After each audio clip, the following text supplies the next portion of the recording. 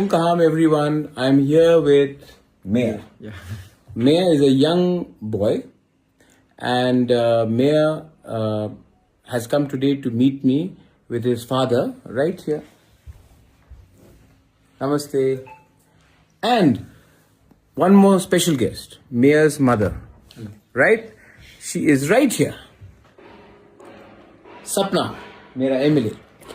So सपना आया और सपना ने कहा कि जो भी हुआ है ठीक नहीं हुआ, लेकिन everybody deserves a second chance, क्योंकि हम लोग तिपरासा लोग सिर्फ कितना है 10, 11 लाख, 12 लाख, और अगर हम लोग एक दूसरे से फाइट करेंगे तो नुकसान हमारा नेक्स्ट जनरेशन का होगा. तो अगर नेक्स्ट जनरेशन को अच्छा एग्जाम्पल देना है तो इलेक्शन खत्म हो चुका है, सबको एक सेकंड चांस मिलना चाहिए और प्यार से हम लोग एक संग आगे बढ़ के हम लोग we will fight and make a Tiprasa accord and a Thansa more successful. तो जो भी आप लोग ने बोला है अभी छोड़िए, हमको आगे बढ़ना है और 2028 में हमको अपना तिपरासा का दोफा का सरकार बनाना है. एलाइन हम भाई. हम भाई.